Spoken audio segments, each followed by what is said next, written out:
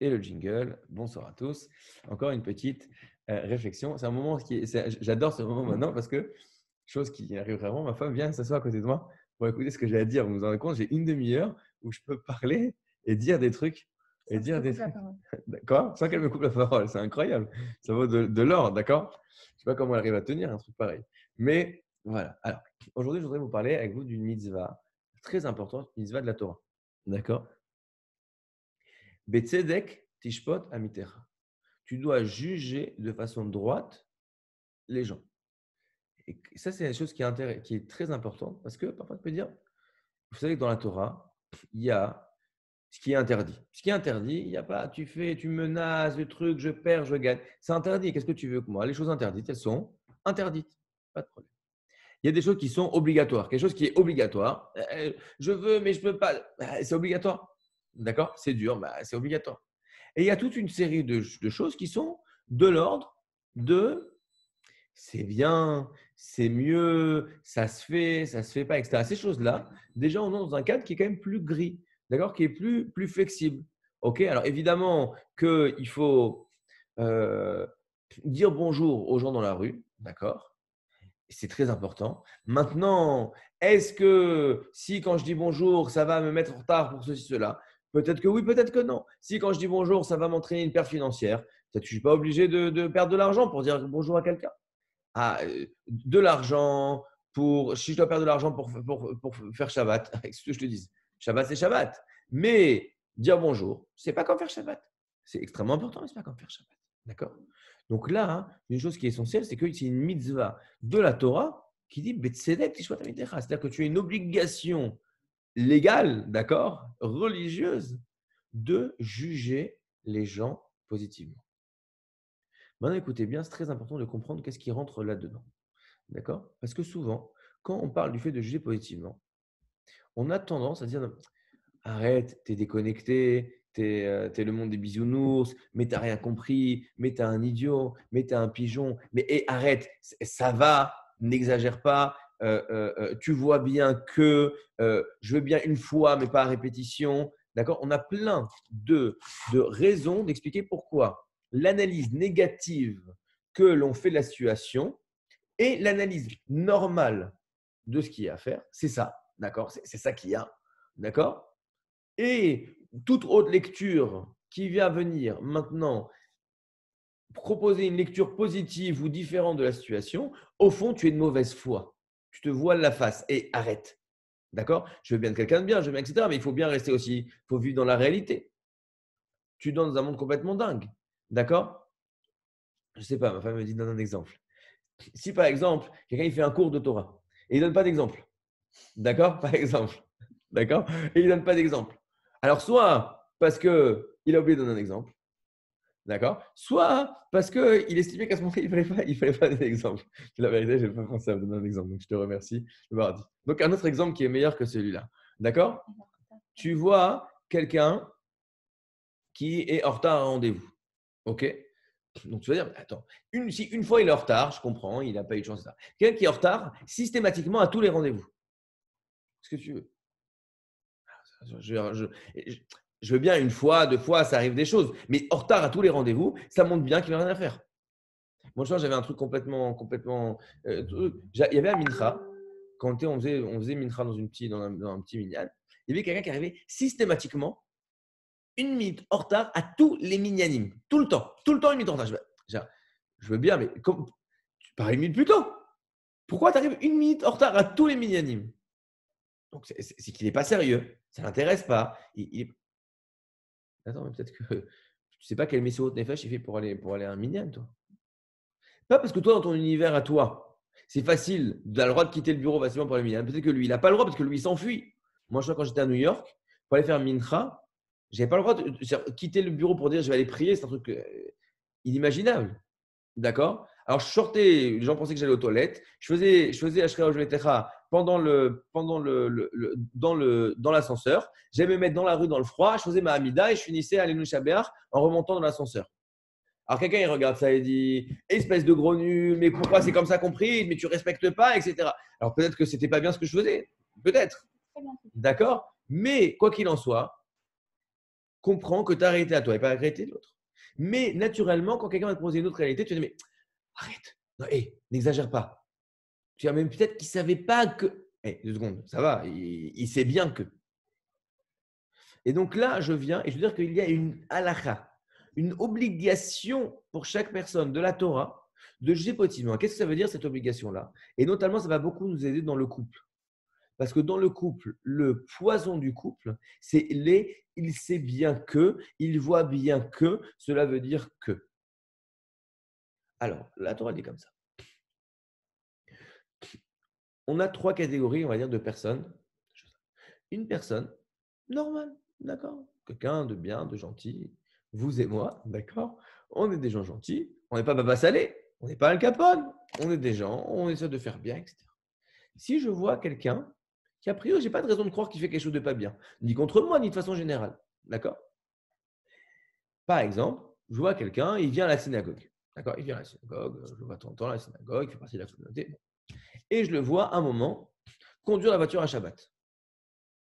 Eh bien, j'ai une obligation de le juger positivement en me disant qu'il a dû aller sauver la vie de quelqu'un. Il a oublié que c'était Shabbat. Il travaille en fait dans les services secrets et donc il va aller sauver des vies, etc., etc., etc. Et si je ne le fais pas, j'ai transgressé un interdit. On voit d'ailleurs quelque chose d'incroyable, que Myriam, on a une mitzvah dans la Torah de se souvenir tous les jours ce que Hachem, la lèpre qu'Hachem a envoyée à Myriam. Myriam, qu'est-ce qui s'est passé? Elle a vu son frère Moshe qui s'est séparé de sa femme. Il dit, mais c'est quoi? Depuis quand on se sépare de la femme? Qu'est-ce qu'elle fait? Elle ne va pas commencer à écrire sur Facebook, ouais, Moshe, c'est un gros débile, il s'est séparé de sa femme. Elle va voir Aaron. Aaron, c'est qui? C'est le grand frère de Moshe. Donc, il y a la réunion des grands frères, réunion de famille. Ils n'ont plus leurs parents. On va parler de ce qu'on fait avec le petit Moshe. Il ne se comporte pas bien. Et elle lui dit, c'est pas bien qu'il soit séparé de sa femme. Et là, Hachem va venir leur parler et dire, comment est-ce que tu veux parler sur Moshe? Tu n'as pas compris qui c'est Moshe, que c'est moi qui lui ai dit. Vous vivez encore en couple parce que vous êtes des prophètes de ce niveau-là. Mais Moshe, il a un niveau que à ce moment-là, il doit complètement se séparer, même de sa femme. D'accord? Vous ne comprenez pas, mais c'est comme ça, Dieu leur dit. Et toi, comme tu as mal parlé contre Moshe, alors elle lui a donné la lèpre et pendant 7 jours, tout le monde a dû attendre et tout le monde a su qu'elle avait du lachon hara, etc. Une position très, très difficile. Et on a une mitzvah de la Torah tous les jours de se rappeler de ça. C'est-à-dire que bien que c'était Myriam et qu'elle le dit par amour, que c'était pour rendre service et que c'était son petit frère Moshe et qu'elle n'a pas dit en public et qu'elle a dit à son grand frère Aaron, tout ça, malgré ça, Hachem l'a puni. Pour que tu comprennes le poids de la Shonara. Maintenant, d'une certaine manière, Myriam, elle pensait que ce qu'elle faisait, déjà c'est pour le cours aussi sur la Shonara, elle pensait que ce qu'elle faisait, c'était les toilettes. Elle était sûre qu'elle était en train de faire quelque chose qui, d'après son analyse de la situation, si effectivement ton frère fait quelque chose de pas bien, d'aller parler avec ton autre frère de qu'est-ce qu'on fait de cette situation, c'est du lachon hara? Non, c'est une obligation. Alta, mode Adam Reachas, si tu vois quelqu'un qui fait quelque chose de pas bien, tu dois trouver un moyen de l'aider, de le sauver, de lui faire prendre conscience que c'est pas bien. Donc, elle estimait que son petit frère Moshe fait quelque chose qui n'est pas bon. Et donc, c'est la moindre des choses qu'elle aille voir leur grand frère pour essayer de réfléchir qu'est-ce qu'on fait avec cette situation. Donc, elle n'a rien fait de mal. Écoutez ce qu'il dit le Chavetz Chaim. Elle avait une mitzvah de la Torah de juger positivement Moshe. Et même si c'était un truc de dire, mais d'imaginer que Moshe c'était quelqu'un qui soit différent de tout le monde, etc. Étant donné qu'elle n'a pas fait cette mitzvah de le juger positivement, et donc ça l'a entraîné à mal juger la situation, et donc à penser qu'elle devait parler à son frère, eh bien, elle a transgressé ces fautes-là. Non seulement la faute de le juger positivement, et en plus la faute de la shonara. Donc, quelqu'un de normal, je dois aller, même quelque chose qui peut paraître un peu lointain, d'accord, mais de dire, il n'y a pas de raison. Quelqu'un que je vois a priori à la synagogue, il n'y a pas de raison de croire qu'il ne fait pas Shabbat. Donc, et c'est ça qui est important, et on va en parler dans une seconde, je dois arriver à dire que ma lecture normale, naturelle de la situation, c'est qu'il va sauver des vies, il bosse c'est un agent secret. D'accord. Maintenant, écoutez bien, c'est pour quelqu'un de vous et moi. Maintenant, quelqu'un qui est Mourzak et Tzadik. Je sais que cette personne-là, c'est quelqu'un, c'est un rave, c'est quelqu'un d'important, c'est quelqu'un qui est, a priori, d'accord. Encore une fois, il y a des gens qui ont des longues barbes et des chapeaux et on croit que c'est des gens très bien et finalement, c'est des pourritures. Je ne dis pas que ce n'est pas impossible. Mais cette personne-là qui, a priori, j'ai ce qu'on appelle une chazaka, je vois comment cette personne-là, elle vit, tout ce qu'elle ressort d'elle, c'est des choses que c'est quelqu'un de particulièrement bien. Je dois même aller chercher quelque chose d'extrêmement tiré par les cheveux pour venir justifier ce qu'il a fait. C'est-à-dire, soit pour me dire, en fait, je n'ai pas bien compris la situation, j'ai mal lu le truc, en fait, il y avait un cas, je n'avais pas compris ce qui s'est passé, je n'ai pas eu une vision globale, ou du moins de dire que lui trouver une circonstance atténuante. C'est vrai qu'il a fait ça, mais il avait un gros souci à ce moment-là. Il n'a pas eu le temps de réfléchir. Il était en train de… Je ne sais pas ce qui se passe. Je donne un exemple qui m'est arrivé moi, la semaine dernière. On faisait, donc maintenant, on fait les cours sur Zoom. Quand on a monté ça, j'ai contacté les intervenants de l'EV en France. Et il y a un certain intervenant que j'aime beaucoup. Je l'ai envoyé, je lui ai dit, viens, on fait ça ensemble, etc. Et moi, il me répondait. Moi, il a arrêté de me répondre. Possible. J'envoie un autre message, il ne me répond pas. Un autre message, il ne me répond pas. Je dis, mais c'est pas possible, il se moque de moi. Vraiment, j'allais vraiment m'énerver. D'accord. Et qu'est-ce que j'apprends? Malheureusement, à ce moment-là, son papa est dans le coma. D'accord. Alors, on se dit, t'as envie de, genre, tu lui as rien dit, mais genre, si tu lui avais sorti un truc de dire genre, je suis très aimé contre toi, comment tu oses, etc., tu te mettrais mais plus bas que terre, mais je suis désolé, je ne savais pas, etc. Mais ça veut dire que, a priori, si quelqu'un, tu as toutes les raisons de penser de façon générale que cette personne-là se comporte bien, tu as l'obligation d'aller chercher des choses, même lointaines, pour venir justifier son comportement. Et là, on arrive à quelque chose qui est essentiel. Quel est le regard premier que je porte sur ma réalité et sur les choses? Le Chavetz Chaim, il pose une question très fondamentale. On voit que tous les exils que on a vécu, le peuple juif a vécu, tout provient à chaque fois du Lachon Hara. Je ne vais pas rentrer dans les détails. À chaque fois, il ramène des preuves que tout vient du Lachon Hara. Et pourquoi qu'est-ce que ça a de si spécial de Lachon Hara que ça nous apporte toutes ces choses? Il y a des choses bien plus graves. Il y a le meurtre, il y a l'idolâtrie. Pourquoi c'est plus grave que tout? On voit bien qu'aujourd'hui, notre exil qu'on vit aujourd'hui, l'exil du premier temple, c'était parce qu'il faisait le meurtre, l'idolâtrie. D'accord? Et la débauche, ça a duré 110 ans. Le deuxième exil, la haine gratuite, le Lachon Hara, ça dure depuis 2000 ans. Donc, qu'est-ce qui se passe? Alors, écoutez bien, évidemment, comme dit ma femme, on va faire un cours à deux voix. Il y a une voix off, d'accord? Et elle est là. Et que quoi? Donc, évidemment, si c'est la faute de la source de l'exil, c'est aussi la réparation et qu'on va tous étudier. Et rendez-vous demain matin à partir de 8 h du matin. Et après, on continue même un peu encore après 8 h du matin heure d'Israël pour les lois du Lachon Hara. Quoi qu'il en soit, il pose une autre question. Il dit comme ça. Lorsque les explorateurs ont dit du Lachon Hara sur la terre d'Israël, ils vont être punis de passer 40 ans dans le désert. Et là, la Torah, dans le Parashat Shalach dit Yom Leshana, Yom Leshana. Ils vont être punis de une année dans le désert par jour où ils ont exploré le pays. Alors, il y a deux questions qui se posent. Premièrement, en quoi tu peux dire du Lachon Hara contre une terre, contre des pierres, des cailloux? Ils s'en fichent, les cailloux. Ils n'ont pas honte. Ça ne fait pas la peine que tu leur as dit que c'est des cailloux, des gros cailloux. D'accord? Ils s'en fichent. Donc, ça, c'est une première chose. Donc, en quoi il y a du Lachon Hara sur de la pierre? Deuxième question, qu'est-ce que ça veut dire qu'ils sont punis, entre guillemets, mesure pour mesure, 40 ans parce qu'ils ont passé 40 jours à explorer? 40 jours à explorer, ce n'était pas une faute. Moshe Rabbeinu leur a dit d'aller explorer la terre. Shelach lecha anashim ve'aturet ha'eretz kenaran. Donc, quel est le problème? C'est Hachem qui dit à Moshe de les envoyer explorer. Ils nous ont fait ce que Hachem leur a demandé d'eux. D'accord? C'est quoi la faute? C'est qu'à la fin, ils ont dit la Shonara. D'accord? Mais donc, tu devrais regarder. Je sais pas, ils ont dit 18 mots de la Shonara. Ils vont prendre 18 ans dans le désert. Mais c'est quoi ces 40 jours? Les 40 jours, ça n'a rien à voir. Ils n'ont fait aucune faute en ces 40 jours. Écoutez bien ce que dit le Chavetz Chaim. Pourquoi à la fin, si à la fin, ils ont dit des choses négatives sur la terre d'Israël, c'est que pendant les 40 jours où ils étaient en train de regarder, ils ont porté leur regard sur les choses et ils ont tout interprété de façon négative. Le Midrash nous dit une chose, que quand ils sont arrivés, eux, physiquement, ils ne ressemblaient pas aux Kénaanim qui habitaient en terre d'Israël. Alors, quand ils étaient là pour venir explorer, d'accord, et espionner, alors on allait les reconnaître. Hachem a fait un miracle incroyable. Il a fait qu'à ce moment-là, chez les Kénaanim, il y a eu des morts dans tous les sens, il y a eu une épidémie. Et donc, ils étaient tous occupés du matin jusqu'au soir dans les enterrements. Comme ils étaient tous en train d'enterrer leurs morts, ils n'ont pas fait attention à ces explorateurs qui étaient très différents, qui se baladaient dans le pays. Maintenant, écoutez bien, donc Hachem a fait un miracle pour sauver les explorateurs. Regardez bien ce qu'ils vont dire les explorateurs quand ils arrivent et vont parler. Eretz ochelet yoshevei ha'i. C'est une terre qui bouffe ses habitants. Ça, c'est une terre, il y a des morts partout. C'est une très mauvaise terre. C'est horrible. On va tous mourir. Je comprends. Hachem, il te fait un miracle. Tu ne te rends pas compte que juste quand tu vas pour te sauver la vie, Hachem, il a fait un truc complètement dingue qui fait que tout le monde est occupé. Tu ne te rends pas compte. Et toi, tu lis ça de façon négative. La Gemara dit la chose suivante. Que dit le bon invité et que dit le mauvais invité?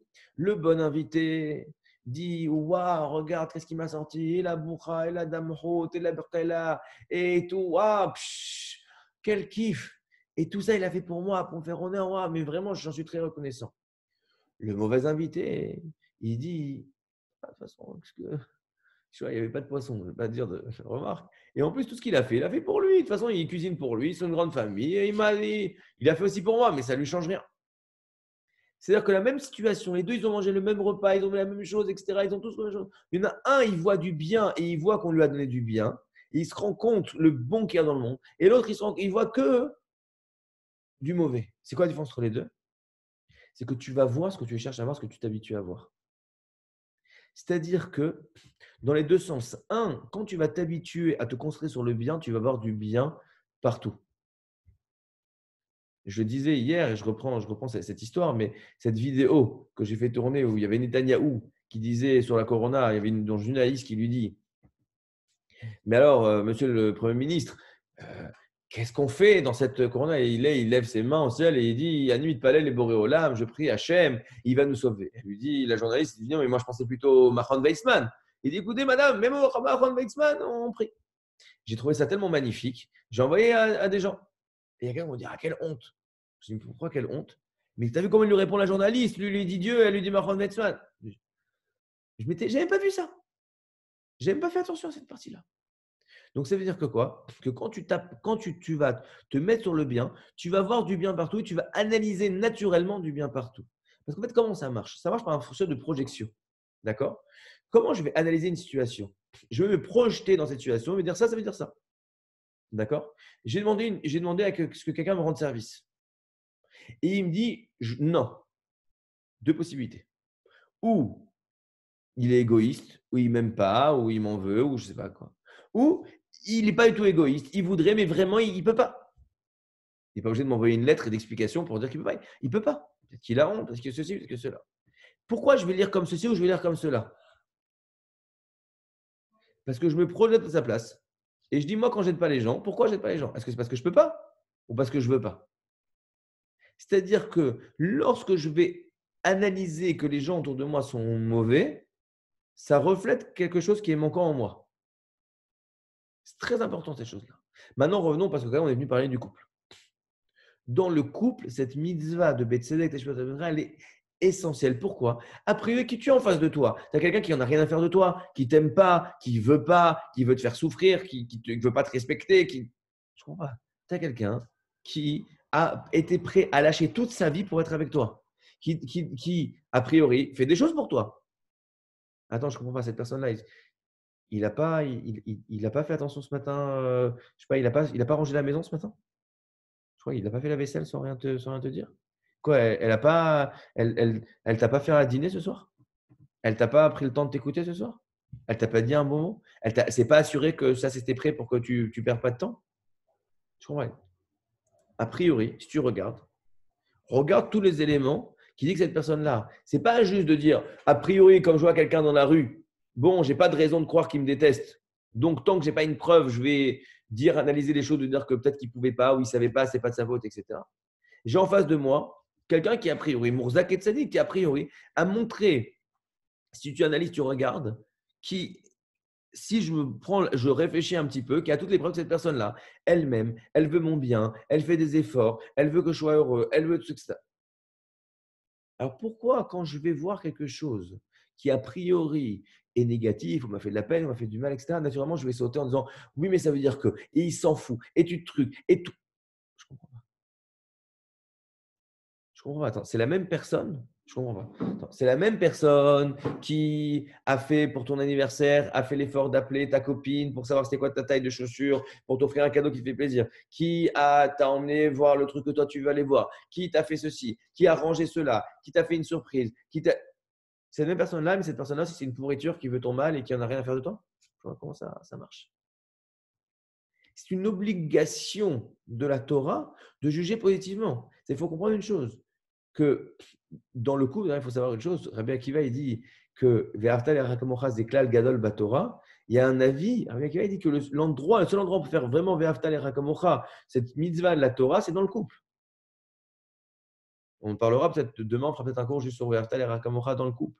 Mais, pardon, le fait d'aimer son prochain comme soi-même, en espagnol. Ok. J'essaie de le faire quand même, mais ça fait trop longtemps que c'est parti d'espagnol. Quoi qu'il en soit, ça veut dire quoi? Ça veut dire que c'est même pas logique. Tu dis, mais non, mais ça va, mais non, mais arrête, tu veux toujours le trouver, des circonstances atténuantes, tu prends la défense. Pourquoi tu prends toujours la défense des autres et pourquoi tu te mets du côté? Tu prends la défense des autres. Je comprends.